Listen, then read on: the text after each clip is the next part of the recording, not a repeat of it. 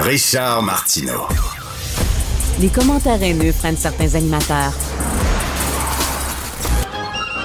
Martineau s'en régale. Alors, Robert Miller, notre Jeffrey Epstein à nous, donc accusé de crimes sexuels, il aurait fait pas moins de 10 victimes, dont 8 mineurs. Finalement, on lui a mis les menottes au poignet. Il va avoir un procès et ça tombe assez bien, comme je le disais tantôt à Alexandre Moranville-Ouellette, parce que ce dimanche, à Boucherville, à l'hôtel Mortagne, il va avoir une grosse conférence justement sur les réseaux de pédocriminalité, de trafic humain. Il va y avoir, entre autres, Dominique Moret, que vous connaissez bien, qui est un animateur radio de la région de Québec, qui, lui, a été victime d'un prêtre pédophile. Il va y avoir Carl Zéro. Je l'ai reçu il y a quelques jours à l'émission ici. C'est un journaliste légendaire qui sort de sa retraite, qui a pris l'avion pour venir participer à cette conférence-là, parce que c'est un sujet, une cause qui lui tient beaucoup à cœur. D'ailleurs, il a une plateforme, carlzero.tv, où il diffuse plusieurs documentaires, entre autres, qu'il a fait sur le sujet de la pédocriminalité. Et il va y avoir Mylène Hébert. Mylène Hébert, elle est en studio aujourd'hui. Elle a été victime d'exploitation sexuelle. Elle va participer à la conférence dimanche. Mylène, bonjour. Bonjour. Est-ce que c'est dur de participer à une conférence de même puis de raconter toute ton histoire? C'est ma première conférence, pour être honnête. C'est pas la première fois que j'en parle publiquement. C'est sûr que c'est pas évident. C'est un sujet qui vient me chercher dans les tripes, là, parce que c'est des faits vécus, c'est des faits que je rapporte. Tu peux t'approcher du c'est micro, des merci, faits vécus, ouais. des faits que je rapporte, c'est des sujets sensibles. Donc, mais c'est tellement important d'en parler pour conscientiser justement là, à ce niveau-là. Est-ce que quand tu vois des nouvelles comme ça, le Robert Miller, finalement, a mis les menottes au poignet, tu dois être contente de voir que des salauds comme ça se font arrêter? Oui. Ça l'avance. Ça l'avance tranquillement, pas vite. C'est les petits pas, hein, mais j'ai l'impression qu'on pourrait en faire plus. Puis c'est pour ça que je suis là aujourd'hui. Là. Alors toi, écoute, ça a commencé, tu avais quel âge? Tu avais 13 ans, c'est ça? J'avais 13 ans. En 1998, tu avais 13 ans. Tu as fugué, tu as quitté la maison. Est-ce qu'on peut savoir pour quelle raison? T'aimes mieux pas en parler? Je n'ai pas la réponse. OK. 13 ans, crise d'adolescence, ça brassait dans la cabane, tu as décidé de sacrer le camp, et là, tu as tombé, comme plusieurs filles fugueuses, tu as tombé entre des mauvaises mains. Comment ça s'est passé? Je me suis fait prendre dans un réseau de trafic sexuel. Ça s'est passé... C'est assez complexe, là, dans le sens que je me suis ramassée entre les mains de personnes qui étaient mal intentionnées. OK, tu as connu quelqu'un qui t'a amené chez quelqu'un, qui t'a amené chez quelqu'un, puis là, peu à peu, tu es tombé dans ce réseau-là. C'est ça, exactement. Alors là, on t'a fait danser dans des bars, c'est ça? On t'a forcé à danser dans des bars, mais tu avais 13 ans? Oui. Okay. J'avais des fausses cartes. On m'a fourni des fausses cartes, des faux passeports. Mais à 13 ans, quand même, il y a une différence entre une fille de 13 ans et une fille de 18 ans. Ça devrait se remarquer que tu n'avais pas 18 ans, là. Effectivement. OK, tu dansais dans des vrais bars de danseuses? Oui. OK, les gérants de ces bars-là, ils savaient bien que quand ils te regardaient, que tu n'avais pas... OK, c'était des bars de région? C'est partout. Partout dans la province du Québec, en Ontario, Windsor... Avais-tu comme un gérant, entre guillemets, ou un pimp, là, finalement, là, qui te passait d'un bar à l'autre? C'est qui t'amenait en Ontario? Honnêtement, c'est une organisation, je ne sais pas. Je ne sais pas, moi, j'étais complètement démunie là, à cette époque-là. Je ne savais pas vraiment comment ça fonctionnait.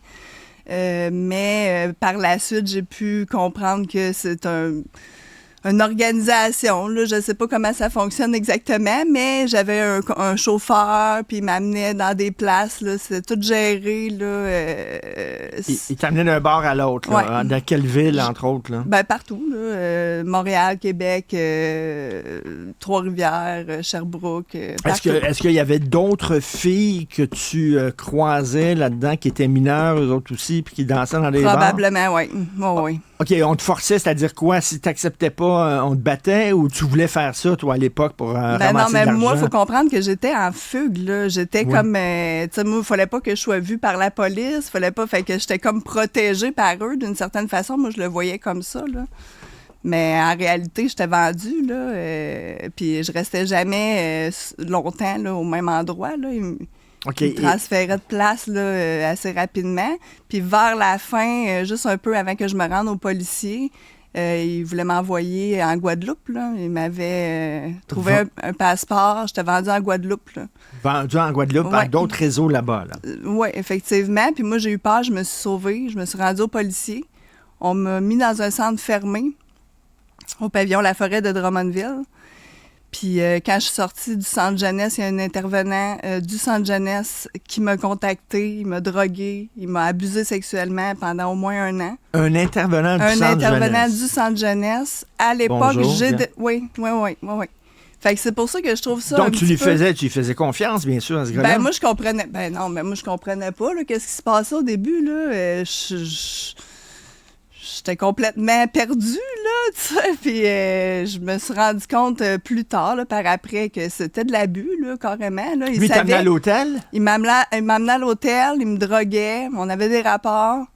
Puis, ben, c'est ça. Est-ce que tu sais s'il faisait ça avec d'autres filles, ce gars-là? Je sais pas, mais ça me surprendrait pas. OK, mais là, je reviens, là, quand tu étais danseuse, là, puis tu te promenais là, entre Québec et l'Ontario et tout ça. Bon, tu étais payée pour danser, mais j'imagine les autres se prenaient une cote. Ben, j'étais payée. J'ai pas fait fortune avec ça. Là. Je devais donner une partie au DJ. Je devais donner une partie, ben, premièrement pour la drogue. Parce que, tu sais, moi, quand j'ai commencé ça, ils m'ont drogué, là, tu sais, tu deviens accro, veux pas, là, tu sais, puis faut que tu payes ta consommation, faut que tu payes... Il me restait rien, là, j'ai rien gagné à ça, pas du tout, là. Est-ce qu'on te forçait pour faire la prostitution aussi, ou quoi? Non, moi, dans le fond, j'ai pas fait de prostitution, mais ils m'ont... ils me donnaient des drogues qui me faisaient perdre complètement confiance, puis ils m'amenaient dans des parties comme privées, là. Puis probablement que j'étais vendue là, mais j'ai aucun souvenir. J'ai juste des flashs. Là. Ben, c'est-à-dire que tu perdais conscience, tu disais, dans ces soirées-là. Là. J'étais soit vendue ou violée. Là. J'ai des flashs de ça. Là. Ça, je suis sûre à 100%. Mais encore là, c'est... Puis quoi, c'est des parties privées qui se déroulaient dans des maisons? Des maisons, des parties privées, mais il y avait aussi des genres de rave ou des... En tout cas, c'est assez complexe là, parce que j'ai eu une amnésie traumatique. Là. Fait que c'est sûr que c'est difficile de décrire exactement les endroits, mais il y avait des parties privées, puis des raves, des... Est-ce qu'il y a les gens qui vont écouter, là, puis y a-tu des gens qui ont validé ça? Là, parce que toi, tu racontes cette histoire-là, c'est correct, mais tu sais, on peut aussi se poser des questions, on peut être sceptique là, en disant, là, ça-tu été validé? Y a-tu des policiers? Y a-tu des gens qui ont eu des condamnations, qui ont été accusés? Aucune condamnation. Non, il n'y a pas eu de condamnation. Il n'y a pas eu vraiment d'enquête non plus par rapport à ça. Comment ça? Comment ça se fait? J'ai aucune idée. Ben non, mais t'es pas allé voir des policiers? Ben moi, je suis allée voir des policiers, mais moi, je comprenais pas ce qui se passait. Là. Moi, dans le fond, j'ai été traitée comme une criminelle. Là. Quand je me suis rendue aux policiers, j'ai été enfermée dans un centre jeunesse. Il y a personne qui me dit « Hey, mais vous avez été victime de trafic sexuel. » Il y a personne qui m'a conscientisé à ça. C'est des années plus tard là, que j'ai fait des thérapies puis que ça l'a tout ressurgi. Non, mais tu savais, tu allais danser dans des bars, tu avais 13 ans, donc tu savais qu'il y avait quelque chose d'illégal là-dedans. Oui, mais quand tu as 13 ans, tu réalises pas... comment l'expliquer? T'es mis là-dedans, tu te sens coupable, là. C'est comme si c'était moi qui étais coupable d'avoir fait ça, mais en réalité, j'ai été pris dans un réseau, oui, là. mais bon, OK. Mais quand t'es sorti de là, puis t'as l'air tout à fait bien, Mylène, puis tant mieux, tu peux porter des accusations, tu peux aller voir des policiers, tu peux... Contre qui? T'as aucun nom, t'as aucun numéro de téléphone, rien. Non. Tu sais pas c'est qui ces gens-là. Aucune idée. Tu as travaillé des années avec eux autres. J'ai pas travaillé des années avec eux autres, mais il faut comprendre que j'avais 13 ans à l'époque. Je me suis ramassée dans un réseau via la consommation de drogue. J'étais en fugue, fait que moi, dans le fond, j'étais comme en délit, là. J'étais en fugue, là. Ça, quelque part, là. Et le centre jeunesse, c'est quelle année, ça? T'avais quel âge quand t'es rendu au centre jeunesse, le pavillon La Forêt de Drummondville? À 13 ans, puis à 15 ans. Dans le fond, j'ai resté peut-être jusqu'à 15 ans à peu près, là. OK. Puis là, tu dis, en sortant de là, il y a un intervenant qui t'a contacté puis qui t'a, abusé de toi. Oui. Et ça a duré près d'1 an. Oui. Et après ça, qu'est-ce qui s'est passé? C'était fini. Après ça, t'es sorti de là ou quoi? T'es sorti de cette affaire-là, puis tout ça. Je suis sortie de cette affaire-là, mais l'affaire a fini jamais vraiment, là, parce que ça a été des relations abusives. Après ça, j'ai vécu de la violence conjugale. J'ai eu des problèmes relationnels quand même assez importants. Puis il a fallu que je fasse un thérapie, gros... quoi? Oui, j'ai été avec une sexologue psychothérapeute. J'ai travaillé pendant plusieurs... exactement, peut-être à peu près 2 ans, là... à toutes les semaines. J'ai pleuré pendant 2 ans, là. Pleuré. Puis à un moment donné, j'ai réalisé tout ça, ça m'a éclaté au visage, là. Tu sais, ça a remonté mes souvenirs. Est-ce que tu as recontacté tes parents après? Est-ce que tu as des contacts avec tes parents ou tes j'ai des contacts avec ma mère, oui. Mais c'est bizarre quand même qu'après avoir vécu tout ça, tu n'as pas voulu aller voir les policiers et porter plainte, parce qu'il me semble, tu as vécu quelque chose d'extrêmement difficile. Il y avait des gars qui ont profité de toi. C'est parce que t'es pas conscient à cette époque-là. T'es comme déconnecté un petit peu de la réalité, puis tu comprends pas ce qui s'est passé. Non, mais quand même, le chauffeur, quand il t'envoyait, quand tu te promenais d'un bord à l'autre avec le chauffeur, tu y parlais, tu savais c'était qui, il y avait un nom, je sais pas. Non, aucune idée. Aucune idée. Mais premièrement, j'ai pas de souvenir de nom. Même si je voudrais bien fort, là, j'aimerais ça. Là. J'aimerais ça mettre des noms sur la table. Là. Ça serait bénéfique pour tout le monde. Là.